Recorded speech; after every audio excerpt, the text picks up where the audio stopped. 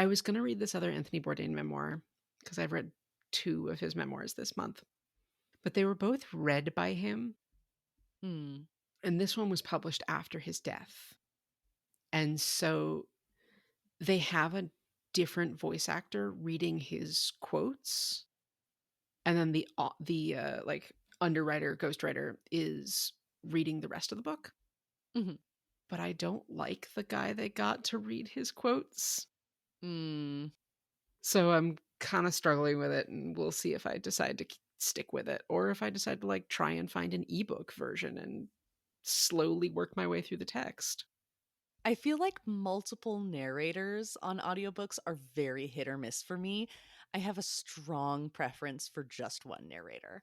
Our book club book this month, which I think will be divisive for discussion, has multiple narrators because it's written by 2 authors, so both the authors read it, and then also spliced in quotes from various people reading in their own words, which is a cool concept for a podcast. And these authors do have a podcast, but for an audiobook, I feel like it really doesn't work.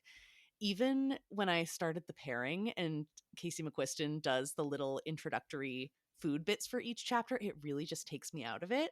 I need one person crafting a consistent audio experience if it is a book. Which, how do you feel about like romances that have multiple perspectives and have different authors reading each of those Those chapters? I don't love, but at least each chapter is only one voice, so it's not going back and forth in the same section. Because usually, what I find with the multiple POV romance narrators is the woman is usually fine, and then the man is just weird. More often than not, I don't like the man's voice. But at least each chapter has its own narrator, so I can live with that. But if it's just going back and forth unexpectedly, I don't like it being a surprise. That's fair. Yeah, that's what I've been struggling with this memoir. Yeah, maybe I'll seek out the text. I have a goal of reading more text, more printed textbooks, whether that's ebook or physical books this year.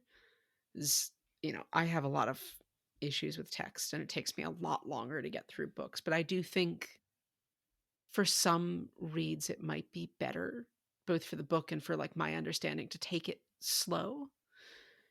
Not everything can be read at the pace and depth that we have spent on this trilogy, but I do think some things deserve perhaps a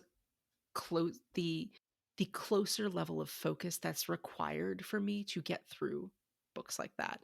I think I think The Pairing might have been one of my favorite books of last year, in part because I read it as text first.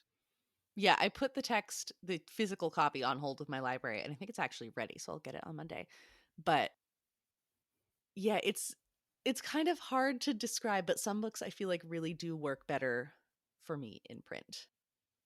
Mhm. I will have to consider that as we go through this year. I do have a like specific number of pages goal in addition to my number of books goal and my specific hours goal on Storygraph. Mhm. So that like I do have a goal of actually reading physical books for the year. Speaking of physical books, Speaking of physical books and our definitely 100% legal PDF versions of them. Let's finish this out, I guess.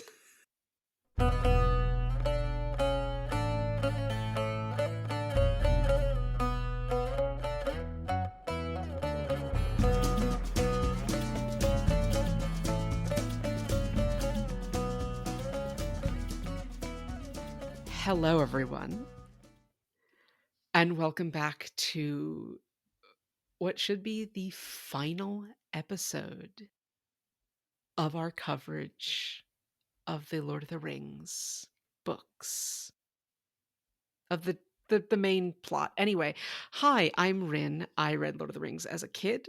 It was hugely influential on me and how I interact with the world and my love of fantasy. And so I started sharing that with my best friend Sam.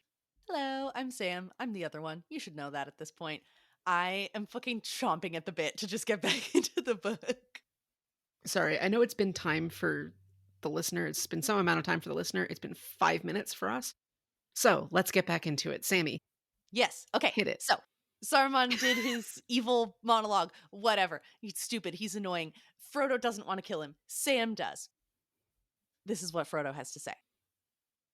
No, Sam, said Frodo. Do not kill him even now, for he has not hurt me, and in any case, I do not wish him to be slain in this evil mood. He was great once, of a noble kind that we should not dare to raise our hands against. He is fallen, and his cure is beyond us, but I would still spare him in the hope that he may find it. This was interesting to me. The Mm-hmm. he was great once, of a noble kind. So was Sauron. They're the same type of creature. Mm. And this is interesting because we know hobbits have a problem with authority. We've established that they don't have a lot of respect for authority, but there's still, even though the hobbits are willing and able to rise up, there's still this entrenched religious or like class structure placed here where, some creatures, however fallen, are still inherently above or better than others. Mm-hmm. And it's really interesting to see that viewpoint still expressed here, even in the midst of a rebellion against that character's rule. Yeah, and we talked about this with elves and with Legolas recognizing some elf blood in Aragorn and with the Númenóreans being the great men and this idea that some people are just inherently great and worth preserving. Yeah, and it's interesting to have this applied to Sauron when we know that Sauron is also a Maiar. Mm-hmm. And while Sauron, you know, served a different Valar and sort of rather than taking on a more physical form, became sort of an embodiment of darkness and evil. It's interesting that I guess this greatness is applied only to when they're standing directly in front of you. Yeah, I wonder if just because it's less abstract, because he is there as a physical body that they can look at, if that just makes it harder to. The other thing that this is making me think of now is the line in the Sorcerer's Stone movie, Mr. Ollivander, when Harry goes to get a wand from him, goes, I think it is clear we can expect great things from you. After all, he who must not be named did great things. Terrible, yes, but great. What is greatness? Is it it's clearly not inherent goodness, but it's inherent superiority as applied here. Anyway, that was just an interesting little piece that struck me. Yeah. Saruman is like, well, fuck, I owe you a life debt now, which, in a lot of fantasy stories is powerful magic. Yeah, he's not thrilled about the pity. He leaves with some words about how Frodo will have neither health nor a long life and saying, this isn't a curse, it's just a fact, so bye. And Frodo tries to spare Wormtongue even after all of that. He offers to have Wormtongue stay behind and stay in the Shire until he's strong enough to go on his own. And Saruman is not having this. He doesn't want anybody getting off easy, saying, if I'm going down, fucking Wormtongue's going with me. And he tells them that Wormtongue killed Lotho at his bidding, which is unfortunate. And then they sort of slink off together. I had a couple of thoughts from this one paragraph, Yes. which is, like Frodo tells Wormtongue he can stay, he's not evil, but Saruman is like, ha, he killed Lotho, he's definitely evil. And also insinuates that not only did he kill Lotho, but ate him too. Oh, I missed that. Buried him, I hope, though Worm has been very hungry lately. Oh, No, shit. Worm is not really nice. You had better leave him to me. A look of wild hatred came into Wormtongue's red eyes. You told me to. You made me do it, he hissed. Saruman laughed. You do what Sharky says, always, don't you, Worm? Well, now he says, follow. So, couple of things. The text says Wormtongue has red eyes, and my question was immediately, are his irises red, or are his eyes just like super fucking bloodshot from all of the abuse that he's been through? And I think that's probably the case because, for all of his flaws and probably some minor magics that he's picked up from his warlock patron Sauron, he's still human. Hmm.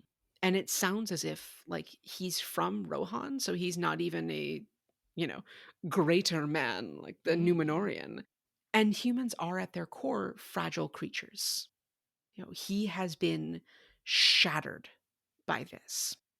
I think Saruman had perhaps two goals in this uh, attempt to denigrate Wormtongue, and they were sort of mutually exclusive. But he was looking to either, make the hobbits hate Wormtongue and kill him, so that they are disposing of the tool that is no longer of use to Sauron and will only be a hindrance on the road. The second possibility is to try and make the hobbits hate Wormtongue and cast him out for his crimes, so that Sauron can continue to wield this little tool, because he doesn't do his own dirty work. He needs another set of hands to do most of it. And so he's ensuring that he still has these hands. Hmm. The other piece from this paragraph that I took away was Wormtongue saying that Saruman made him kill Lotho. To what extent is Wormtongue operating under his own free will? We know that Wormtongue was able to impose his will on Theoden, and we know that that's a power that he inherited from Sauron or was taught by Sauron, and that Saruman's voice still has the power to beguile and charm and cajole. And so, to what extent is Wormtongue under Saruman's thumb and subject to his control? Hmm. Or is he, simply just following orders, quote unquote, and perfectly willing to enact violence so long as he can throw the blame on somebody else later? Just to bring it back to modern authoritarianism, Hmm. because again, we're going to be discussing this. If you haven't listened to our previous episode, I would go back and do that. So that sort of starts the discussion that we're currently having. Bringing it back to modern authoritarianism, that sort of just following orders defense, you told me to do this, you made me do it, it doesn't fly, right? Hmm. We have a responsibility to obstruct, deny, and otherwise make life fucking miserable for the state and its agents when they ask us to do harm. And that doesn't have to be like direct harm. It's, sort of Asimov's first law of robotics, you know, do not harm a human, or through an action allow another human to come to harm. Hmm. So Wormtongue saying, yeah, I did this bad thing, but it was at Saruman's bidding. If we're staring down magic as the culprit here, that's sort of one thing. Was he magically coerced? Versus, is he a willing tool of Sauron slash so beaten down that he can't conceive of standing up to him? And so, just follows Sauron's will? Because, then on the one hand, yeah, Sauron is still at fault ultimately, but Wormtongue still has to accept some responsibility for his actions then. Yeah. And this ties into thoughts that I had initially thought we would talk about at the end of the last episode, but then I made the artistic choice to cut it off at a different point. But this ties into the various pins that I had been sticking into our discussions about hobbits and authority and authoritarianism. Because in this chapter, we're really seeing another side of hobbits in general. Because up until now, any flaws with their culture at large have been kind of quaint, sort of small town bickering and reputations being harmed by going on adventures, and some have more money than others, but it's all sort of fine and chill, and there's no real serious consequences for anything that the hobbits do. But now we're seeing how their attitudes allow them to be taken advantage of and made complicit in evil. And like Frodo says, Lotho's an asshole, but he on his own would never have intended for things to go this far.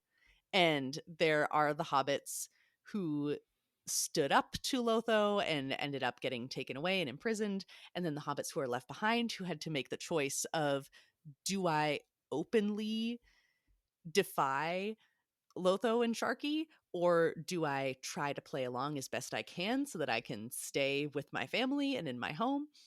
They're being put in this complicated position that, like we talked about last time, they don't really have a recent cultural precedent for. And because they're not used to dealing with really heavy-handed authority figures, they're not used to resisting them or even thinking that it's possible.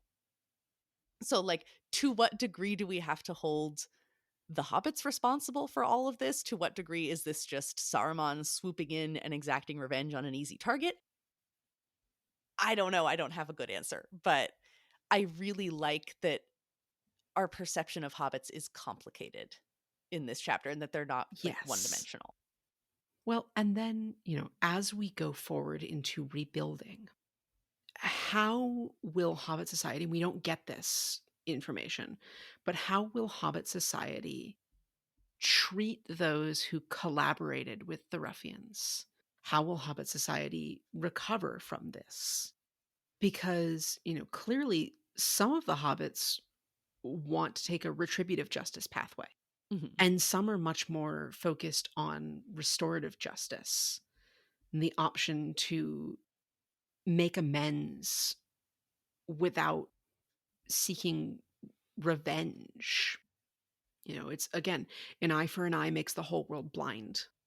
Just another pin for the very, very, very end of all of this after I'm done crying. Thinking about who's in charge at the end of this story, who's in charge of the Shire, who has risen to that position by the end of this, may speak to some of the same Hobbit values of greatness and inherent worth and authority being carried over, but also may speak to some things changing. We'll talk about it later, but that's more neurons connecting in my brain.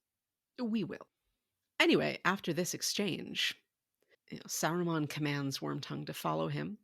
Also, right, having this exchange, I realized again, to connect this back to J.K. Rowling for a moment.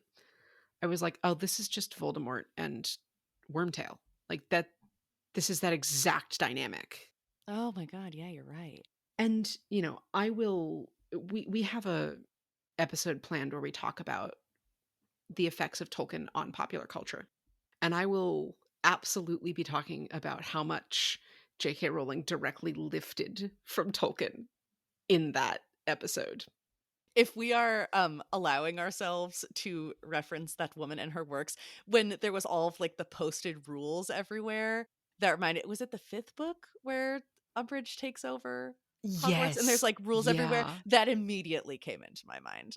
Yeah, we can talk about that more at length, I but yes. yeah, we've been sort of alluding to those books throughout this series. I think, it's worthwhile for us to bring them up because we all grew up with them, Mhm.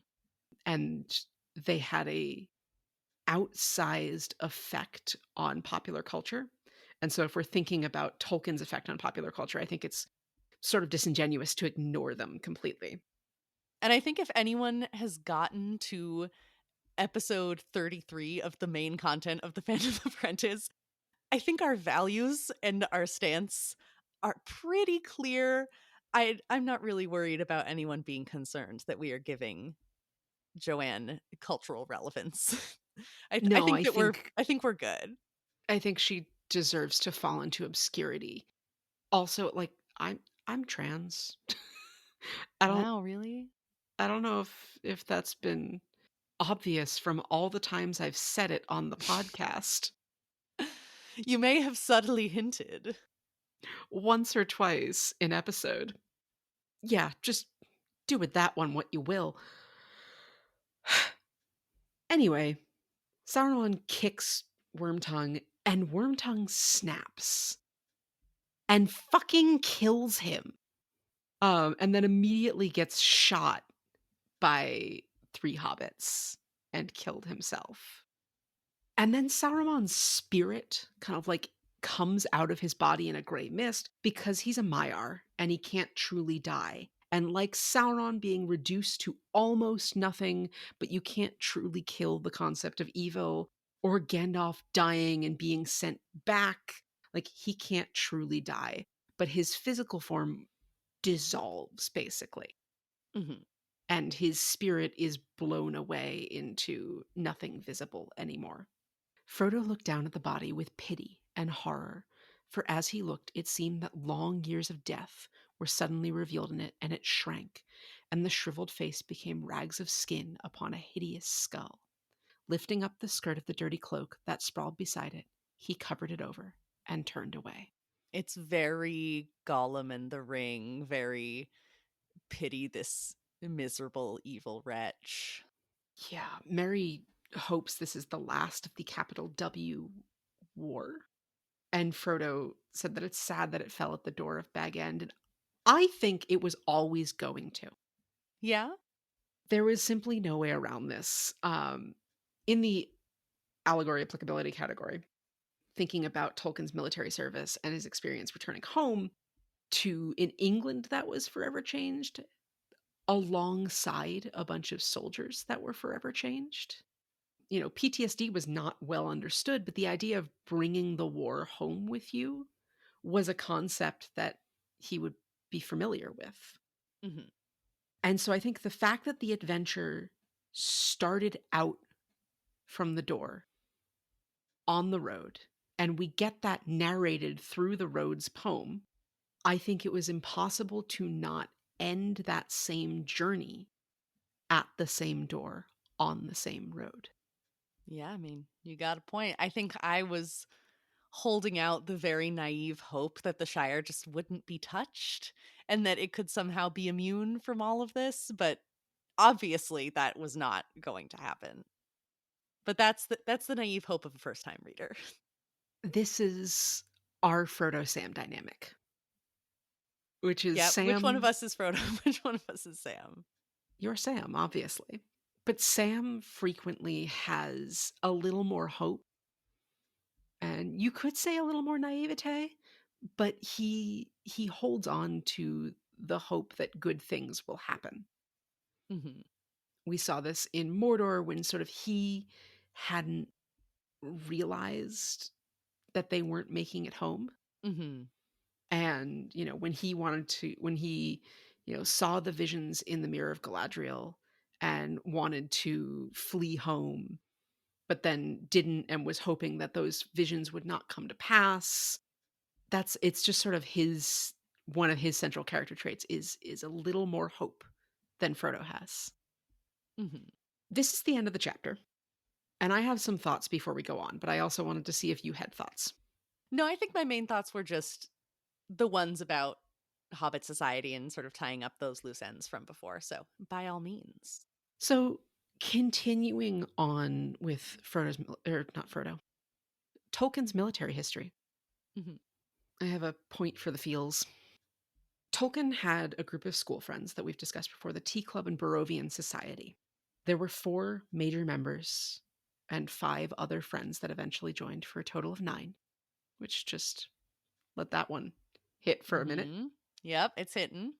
And I think it's really telling that in a world where Tolkien and his friends go off to war and only 3 of them come back, and only 2 of the original 4, including Tolkien, I think it's really telling of his psyche that he writes a story where 4 friends go off to a war that they don't fully understand and witness horrors beyond their comprehension, and still all 4 of them get to come home. Yeah, not much you can add to that. No. Also, one more piece on timing. They ran into Sauron and Wormtongue in Dunland at the end of August, and we're here in early November, which is not a lot of time for Sauron to cause as many problems as he has. And Lotho had less than a year to fuck everything up. And a piece of this is the fact that Lotho was also being influenced by Sauron, and Sauron had his agents abroad in the land before the hobbits started out. Mhm. They encountered them in Bree. So it is, not out of the question that, and particularly once the Grey Company, the Rangers, left to go south, and the Shire was undefended, it's it makes sense that things sort of got out of hand very quickly. A piece of that is how we can assume that authoritarianism rose in the Shire and how we see it rise in our world. With the Rangers gone and, quote unquote, queer folk on the roads and dangers and the horn call of Buckland going up for the first time in a century, Lotho harnessing people's fear and that sense of the loss of security, that's a very common tactic that authoritarian leaders use to then remove people's freedoms by Mhm. claiming it's for the common defense. And that, again, slippery slope, one little change leads to another little change until so many hobbits had succumbed to propaganda. We are, all of us, not immune to propaganda. We are all of us capable of doing harm and perpetuating harm and committing evil, violent acts. It is incumbent on all of us entering this second Trump era with the rise of authoritarianism and ultra right wing movements around the world. It is incumbent on all of us to be acutely aware of these tactics and of the necessity of speaking up, the necessity of banding together with your community. This chapter is a really important look at the power of community and how easily a community, once divided, can slip into darkness. It takes us Mhm. all consciously coming together and continuing to do that in the face of danger for us to not fall into that and follow that fall. I was reading a lot of books on this towards the end of last year. I really, really highly recommend Rachel Maddow's Ultra podcast.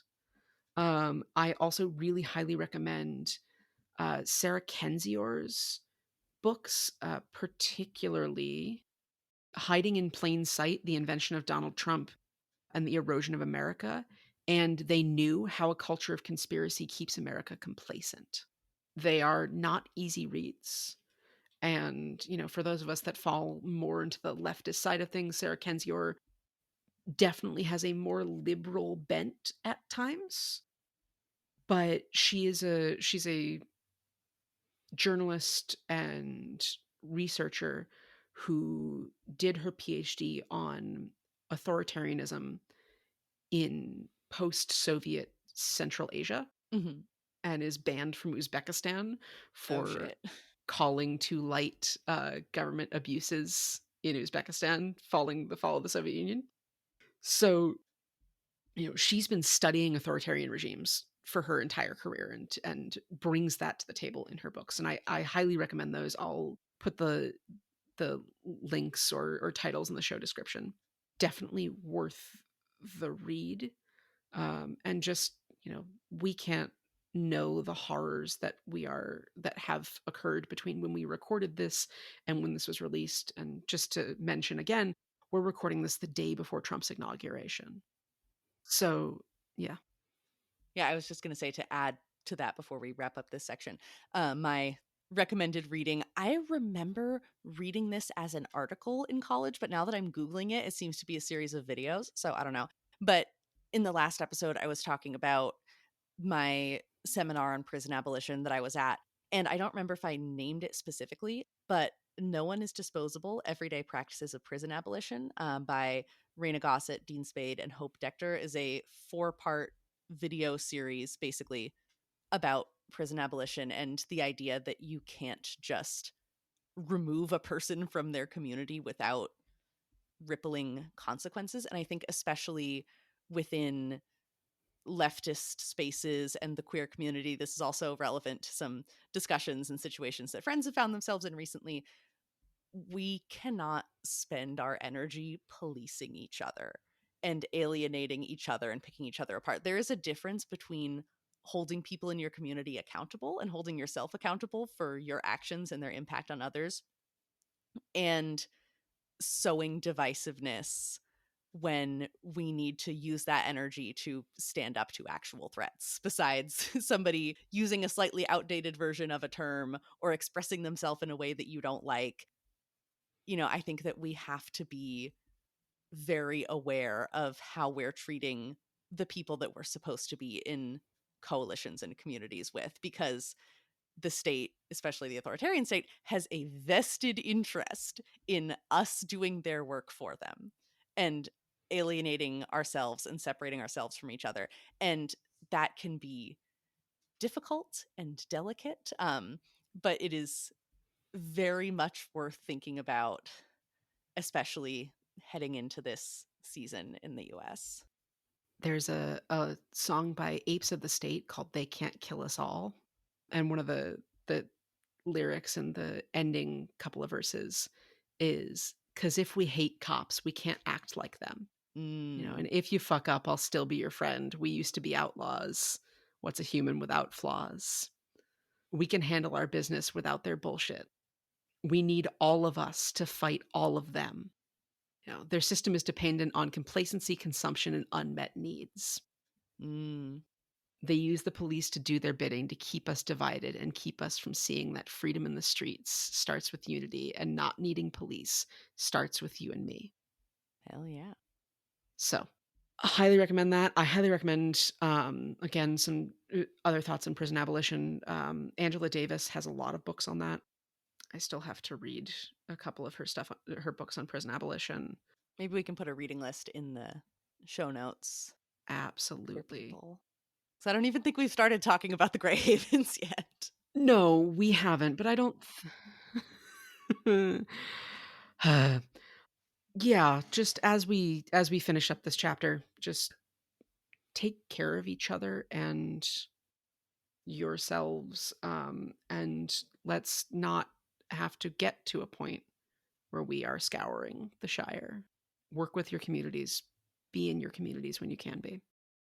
Whoa, whoa, they can't kill us all. Whoa, whoa, they can't kill us all, can't kill us all. Anyway, the Grey Havens. Buckle up, kids. Oh boy. So, I don't even. Let's just go through the plot. Keep it together, Sam. We can do this. So, everybody gets to work clearing up the Shire, freeing the prisoners from the lock holes, including Lobelia, who has a shockingly warm reception. She's never been popular before. Popular. She was heartbroken when she found out about Lotho. She gives Bag End back to Frodo so that she can go live with the Brace Girdles.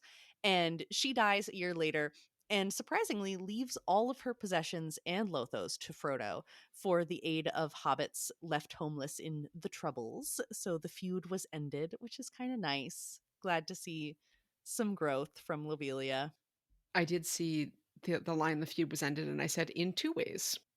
One, because she did good things at the end of her life, and that ended the bad feelings between Frodo and the Sackville Bagginses. And two, because that's the end of the Sackville Bagginses. This is true. And they set the old mayor free. He is not up to resuming his duties, so Frodo becomes his deputy, which mainly consists of reducing the sheriffs to their proper functions and numbers, which is nice. That was interesting. Yeah, Frodo ends up with some fairly powerful magic at the end of all of this. You think that's magic? Well, yeah, he turned pigs back into hobbits.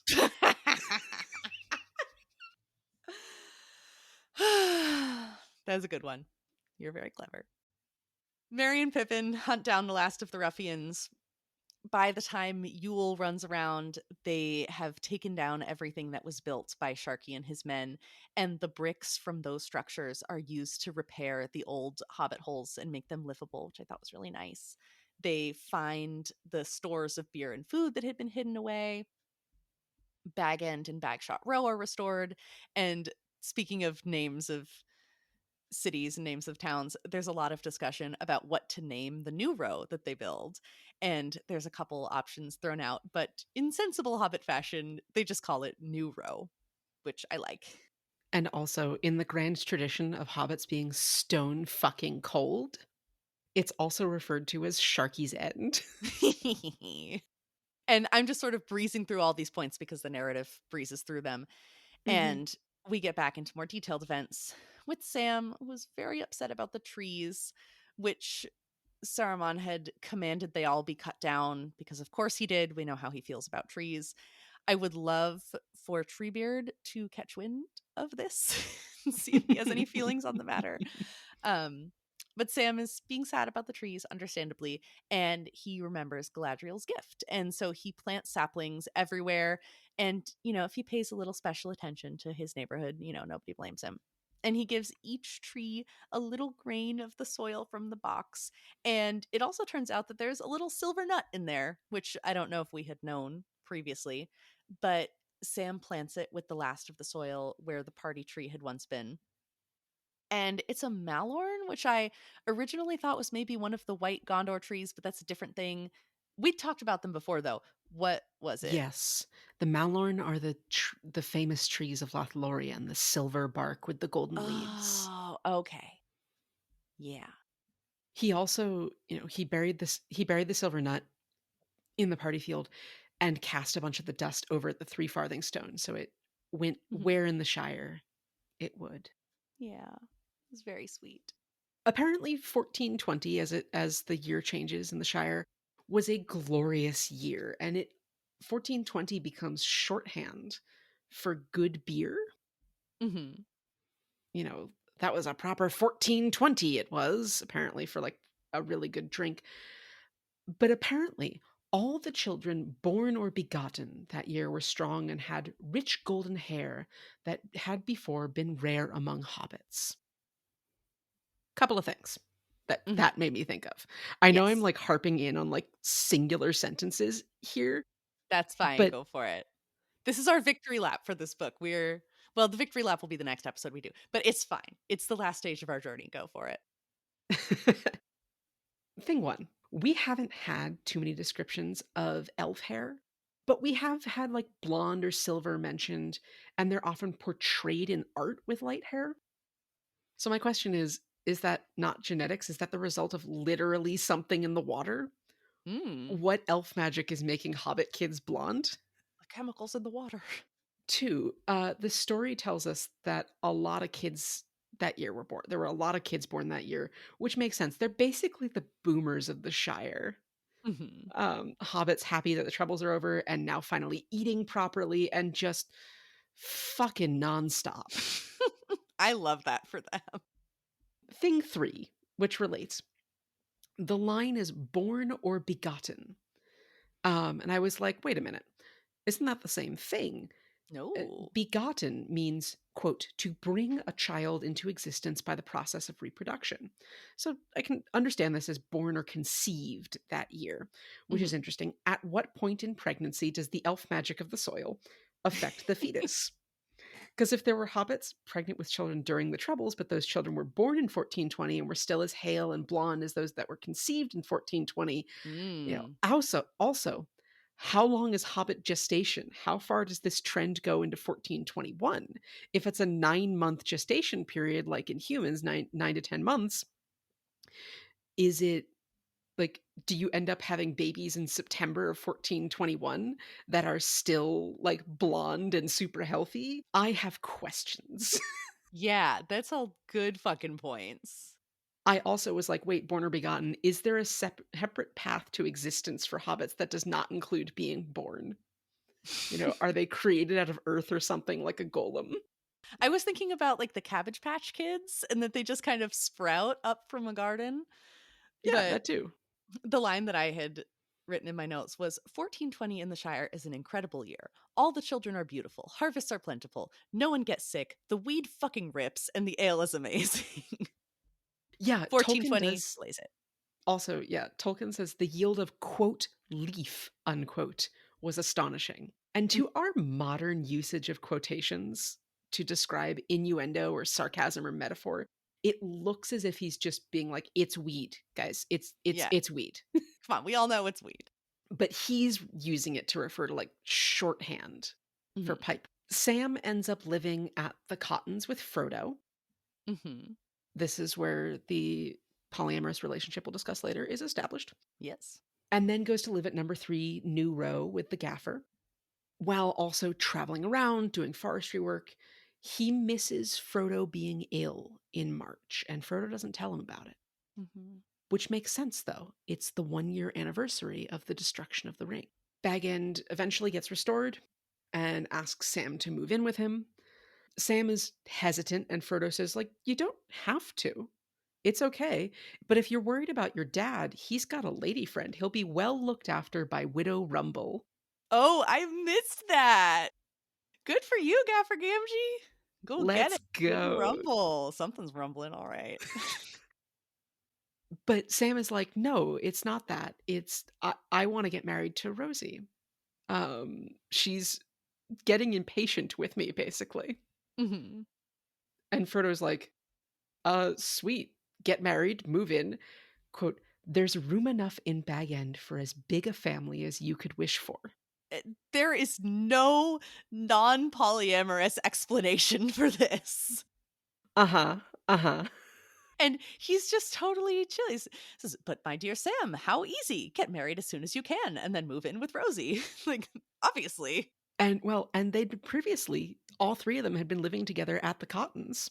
Yeah, so they had already sort of tried this dynamic out. They've, established whatever works for them. So it's good now. They just all get to move into their own place. Yeah, and, Sam's got both of his partners there and everything's good. They're not, down the hall from Rosie's parents. They can get as freaky as they want. Exactly. Especially because, as we know, with all of the good food and the good booze and the good cheer, everyone wants to be fucking nonstop. And while they're doing that, Merry and Pippin live in Crick Hollow. They travel a lot. They impress everyone with how cool and lordly they are. And they're big and strong and magnificent, but they're also just happy and joyful. And everyone really enjoys seeing them thrive because despite everything that they've been through and how much they've changed, it's clear that they're still the same Merry and Pippin and they're just doing well. And people like to see that. It's nice. Merry and Pippin are kind of constantly wearing their like regalia and their armor and swords and shields. But Frodo and Sam go back to ordinary hobbit clothes, except for the Lorien cloaks. And Frodo also has the Phial of Galadriel on, always. Frodo's again sick in October at the 2-year anniversary of the fight at Weathertop, where he was stabbed, and ill again in the March of 1421. But he concealed it because Sam and Rosie's first baby was born in March. Yeah. And they have this lovely little discussion about what to name the child, because Sam was like, I wanted to name the baby Frodo if it was a boy, but it's a girl, and we weren't planning on that. And Frodo's like, well, tradition is flower names. And I was like, wait a minute. Like, how many female hobbit names do we know? What about lobelia? Lobelia is a genus of flowering plants in the family Campanulcinae. It's a physically variable genus, but they all tend to have flowers with 5 petals or lobes. Mm-hmm. The other ones that we know are Belladonna Took and Primula brandybuck, which primula is another word for primrose. Well, there you go. There we go. And Sam wants to make sure that if they're going to do that, which he's open to, it needs to be an extremely beautiful name because he thinks his baby is very beautiful. And Frodo suggests that they name her Eleanor after the sun star, which is a little golden flower that grows in Lothlorien. It's so sweet and so wonderful. And of course, they're making this decision as a family about what to name the baby. Of course, Frodo's going to be involved. And it was just really nice. It was really sweet. Mm-hmm. I'm still annoyed that Rosie was not mentioned until almost the end of this book, but I don't hate her existence. I think that it's very sweet. I just wish that she'd been mentioned earlier. No hating her guts. We'll leave the anything to do with guts and rearranging them to Sam. Yeah. As we approach September, we get towards Bilbo's birthday, where he'll pass the old Took and be 131. And Frodo goes, I want to take a little trip. You should talk to Rose about it. And Sam thinks Frodo's going to Rivendell to see Bilbo. And Sam is like, I would like to go all the way there with you, but I also want to be here. You know, I feel like I'm torn in two. Do you want to read your little quote? Poor Sam, it will feel like that, I'm afraid, said Frodo. But you will be healed. You were meant to be solid and whole, and you will be. And Frodo's like, don't worry, you won't be torn into two minds much longer, which is ominous. Mm-hmm. And even more ominously, he turns over all his papers and writings and keys to Sam, as if he's not planning on coming back. Also, a small note that I don't want to go too far past is just kind of related to Frodo's Please. state of mind. So, Merry and Pippin, and Sam too, although he's more humble about it, are really the ones who are being recognized as heroes in the Shire. No one seems to know or care about what Frodo specifically experienced. No one's asking him about it. He's not telling anyone about it. So all of this suffering and angst that he's going through alone. He's not getting any glory. He's not really getting anything positive out of this. So he's really very adrift and having a lot of existential crisis and suffering that is very contained within his own mind. And I think that that's also, I don't think that he would have wanted lots of fame and praise and glory, but that also kind of just contextualizes his state of mind a little bit as we're going into this emo moment. Frodo also turns over the Red Book, which has some pieces written by Bilbo and then Frodo, and then some empty pages. And it says the title page had many titles on it, crossed out one after another. So, My Diary, My Unexpected Journey, There and Back Again, and What Happened After. Adventures of 5 Hobbits, The Tale of the Great Ring compiled by Bilbo Baggins from his own observations and the accounts of his friends. What We Did in the War of the Ring.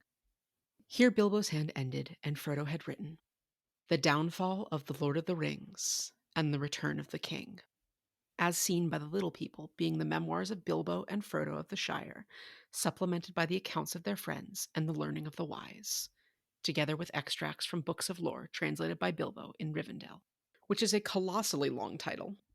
Mm-hmm. And I'd like to read just a couple of other titles for a moment.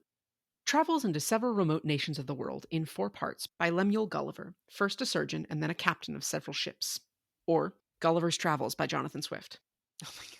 The life and strange surprising adventures of Robinson Crusoe of York, mariner, who lived 28 years all alone on an uninhabited island on the coast of America, near the mouth of the great river of Orinoco, having been cast on shore by shipwreck wherein all the men perished but himself, with an account of how he was at last as strangely delivered by pirates, written by himself, by Daniel Defoe, or Robinson Crusoe. Common Sense, addressed to the inhabitants of America on the following interesting subjects. 1. Of the origin and design of government in general, with concise remarks on the English Constitution. 2. Of monarchy and hereditary succession. 3. Thoughts on the present state of American affairs. 4. Of the present ability of America, with some miscellaneous reflections, by Thomas Paine. Common Sense. A modest proposal for preventing the children of poor people from being a burden to their parents or country and for making them beneficial to the public. A modest proposal by Jonathan Swift. So this is very 1700s book title. Mm-hmm. You know, we have shorter version, The Ingenious Gentleman Don Quixote of La Mancha by Miguel de Cervantes. But they all have subtitles that are more or less descriptive of what the story includes. Mm-hmm. And so seeing this very, very long title, where you have a long but shorter title that you can shorten it to, and then your subtitle, which basically is your book jacket description, keeps with Tolkien's sort of display of hobbits that are more or less 17th and 18th century English peasantry. Mm-hmm. So I thought that was a fun vibe. Yeah. Anyway, Sam is like, you've almost finished the book. And Frodo goes, I am finished. The last pages are for you.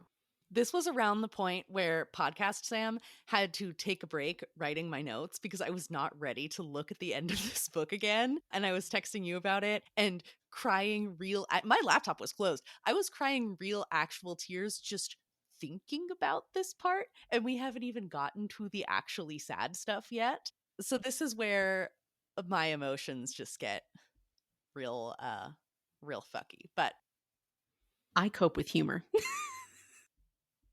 On September 21st, which is the day before Frodo and Bilbo's birthday, and therefore almost 2 years exactly to the day where they set out on the adventure, they set out heading east towards Rivendell.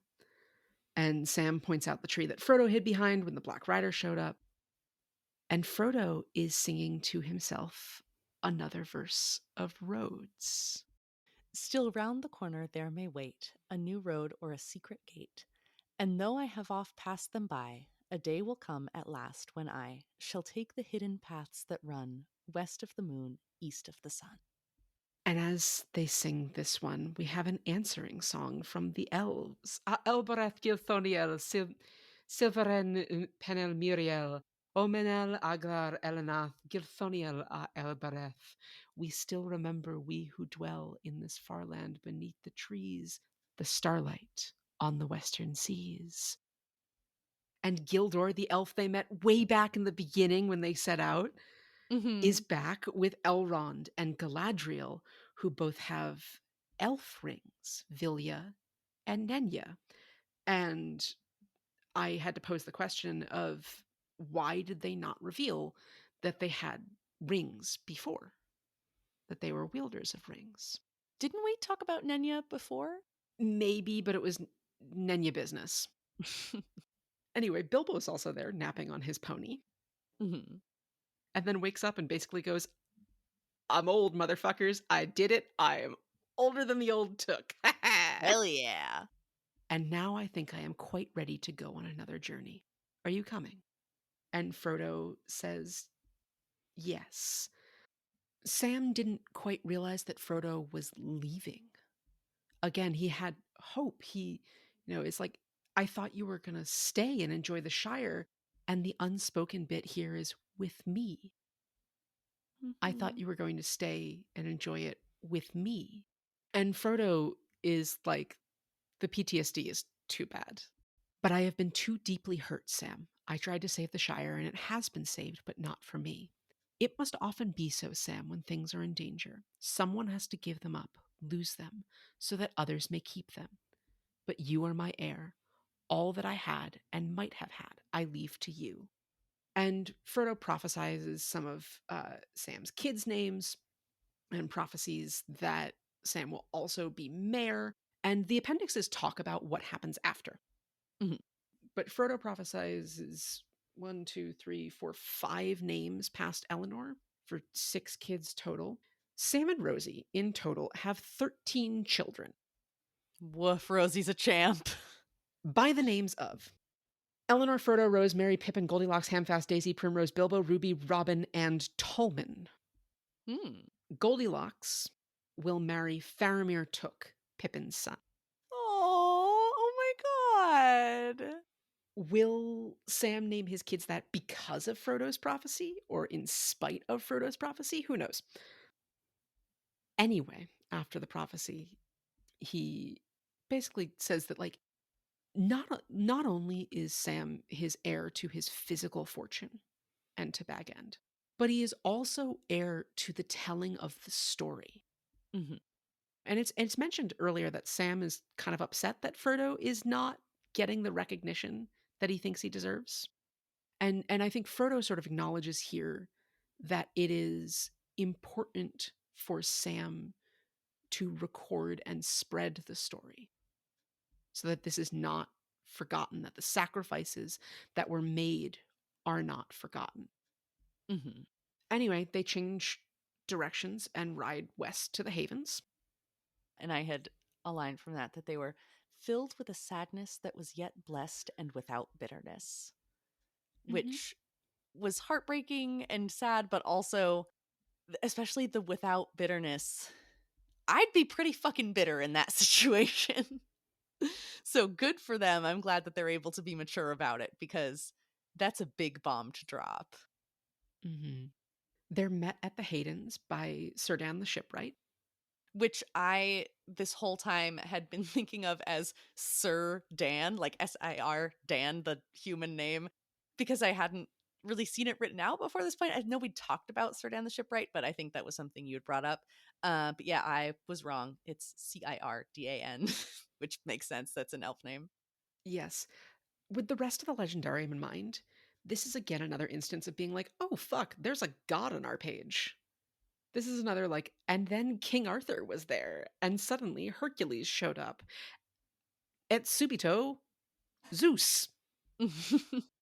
He is the oldest elf in Middle-earth and a former wielder of the elf ring Narya, which is currently wielded by Gandalf, who is also there. Yeah, it's time for Gandalf to enjoy his retirement. Mm-hmm. And then Merry and Pippin ride up because Gandalf fucking told them that Frodo was fleeing again. Yeah, they tease Frodo and says that he tried to give them the slip once before and it didn't work. And this time it wasn't Sam who gave him up, but it was Gandalf. Because Gandalf didn't want Sam to have to ride home alone. Yeah. And he says, well, here at last, dear friends, on the shores of the sea comes the end of our fellowship in Middle-earth. Go in peace. I will not say, do not weep, for not all tears are an evil. And then after that, he kisses each of them and sails off. And we don't see if there are any last words exchanged between Sam and Frodo specifically after that. We just get sort of this. We get sort of this. I mean, the reason I'm making this face is because separately it says then Frodo kissed Merry and Pippin, and last of all Sam. And with my brain being the way it is and how we've read this, this separation of Sam implies that it was a different type of kiss than like the forehead or cheek kiss that Frodo gives his cousins. This there is needs to be like a full-on- full dip. Like this has to be dramatic with like the sunset and the ocean. Like, oh yeah, this is a makeout with tongue with his boyfriend. Anyway, I was trying to have a serious moment and then you interrupted me. I'm sorry, but I did tell you I was coping with humor. I'm grimacing, listeners. I love you. Love you too. Anyway, what I was trying to say is that we don't see if there's any words exchanged between Sam and Frodo. Fluids exchanged, sure, but I'm trying to have a serious moment. Yeah, I like listeners. I am fully weeping on the podcast. I guess it's my turn. Rin's had her turn. Now it's my turn, so it's only fair. But yeah, like, is there anything you can say in that moment? Like, I kind of want there to be something like, you know, in a movie when it like cuts away and you can't see what two characters are saying to each other and it makes it that more impactful because it's only for them to know. I kind of want there to have been that. I feel like Sam deserved more in this moment, but also like, I don't know, maybe there's nothing you can say. Yeah, I mean, Big shrug. the traveling to the Grey Havens is, or and traveling to the uttermost west is a death metaphor.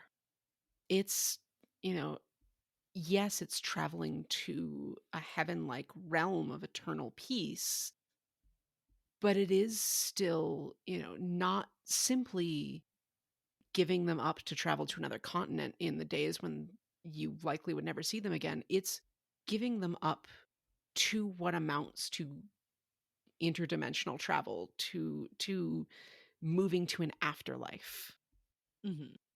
Yeah, I don't know that there is more to say about like that you can exchange between them, but in some ways it is nice that we don't know if there was or wasn't, like you're saying.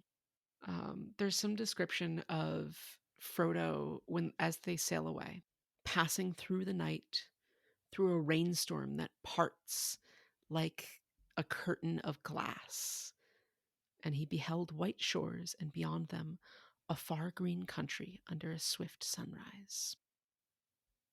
But Sam and Merry and Pippin don't see this. They watch until the ship disappears, and then they return to the Shire, with Merry and Pippin continuing on into Buckland, and they don't speak until they're in the Shire. You know, and you know, I think what can you say as you said, like, how do you talk about your friend disappearing from the land of the living and not being dead, but gone nonetheless. Mm-hmm. Your friend, your lover, the not just the end of the quest, but the end of a fellowship, which I feel like has always had kind of an intense context as a word. Mm-hmm. You know, to be in fellowship with another person is, God damn it, listeners, I'm now crying on the pod. I always think of fellowship as being like a church word because we had our Yes. coffee hour was in the fellowship hall, but it has this sort of serious connotation. It's got kind of a formality. It does. It does. By the time they make it back to the Shire, Merry and Pippin are back to their old jovial selves and singing. And I do have to wonder, because it's been emphasized, like how much that they are talking and living their lives to the fullest. How much of that is masking pain and memories and shoving that back to try and be happy in the present? Because they experienced some horrors as well. Yeah. You know, it is a different way of coping than Frodo or Sam's methods, but it is still a method of coping. But Merry and Pippin ride on, continuing to Buckland. But Sam turned to Bywater, and so came back up the hill as day was ending once more. And he went on, and there was yellow light and fire within, and the evening meal was ready, and he was expected. Do you want to finish it out? Yeah. And Rose drew him in and set him in his chair. Fuck. And put little Eleanor upon his lap. He drew a deep breath. Well, I'm back, he said. And that's the end of Return of the King. My one other piece of commentary is that Sam's character in a nutshell. Yeah. He comes back. Always. That concludes our reading of the Lord of the Rings saga, and fuck me. Yeah, our vision, logistically, because, you know, Merry and Pippin cope with humor, Frodo copes with emo existential crises, we cope with logistics. It's who we are. And also Um, humor. Yeah, that too. Humorous logistics. Anyway, we are going to take some time to gather ourselves emotionally after this back-to-back recording. Our next episode is going to be a general retrospective on all three of the books, some big questions that we still have, some thematic reflections and musings, and then we are going to move on to some other content. So if you're thinking, but what about all the big questions now that it's done? We'll get to them. But I think we're going to end on this note for the main books. Yes, we are not going anywhere. Unlike Frodo. Unlike Frodo, we will stay, for now, on this side of the sea. Somewhere beyond the sea. But thank you so much for listening, and thanks, bestie. This has been really, really fun. Yeah. I say weeping. But we started this in the depths of lockdown, having not seen each other in a long time, reading The Hobbit over the phone to each other. Or I read it over the phone to Sam. And finishing that and going, well, I guess we're going to keep going. You were on the hook as after the first couple of pages. I was like, "Oh no, you don't get to stop doing this. You actually have to continue." Yeah, because it was the last, at the end of The Hobbit, there was like the first chapter, An Unexpected Party. And I read some of that. And Sam was like, I'm sorry, you're stopping? Well, no, because after that, 'cause you had read me all of The Hobbit and my compromise, which I so generously offered without alternatives. So it's really more like an ultimatum, was that I would not make you read me the whole book, but the first and last chapters of all of them, yes. And we chose to record it for all of y'all. And I'm so thrilled that we have people that have enjoyed coming along with us on this journey through all of the last stages. I will not let that go. No, that's add to our imaginary merch shop something with the last stage of the journey. Print that on booty shorts.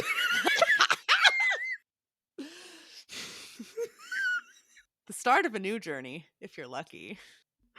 The last stage of your journey, ye who enter here. And as we rapidly deteriorate in coherence, I think it's time for our sign off. Thank you all so much. This shit means a lot to us. And like we said, we're not going anywhere. There will be more episodes, but this is the end of a big, big part of this project, and I am very proud of us. It's been a real special thing. Yeah, this is simply one journey that we plan to take together, and we will be taking many, many more with all of you in tow. And if you'd like to come along on all of our future journeys, you can subscribe to our podcast wherever you're listening. If you have enjoyed listening, please leave us a 5-star review, a comment, a written review, whatever the platform you're on allows. You can also follow us on our social media, whatever ones exist by the time you're listening to this. At time of recording, that's Instagram, Blue Sky, X, Tumblr. Yeah, I think that's it. Yeah. There's also email, the There's also old-fashioned email, way. thefandomapprentice@gmail.com. Did we check that email? When was the last time we checked that email? It's on my phone, so I scroll through it occasionally. Okay, good, because I'm not logged into that email. No, don't worry. And you can come back in 2 weeks for our next episode, which Sam talked about. So go back 2 minutes to hear that. We are very excited to finish out this journey and start on our next ones. And we will see you all, be it in Middle Earth or elsewhere, next time. See you next time. Bye. The Phantom Apprentice is produced and edited by Reina and Sam. Our music was composed and performed by James, and our art is by Casey Turgeon. This podcast is created for non-commercial entertainment purposes, and the opinions expressed therein are our own and are not reflective of the opinions of any other person or organization. The content discussed is the property of the Tolkien estate and is used here under fair use.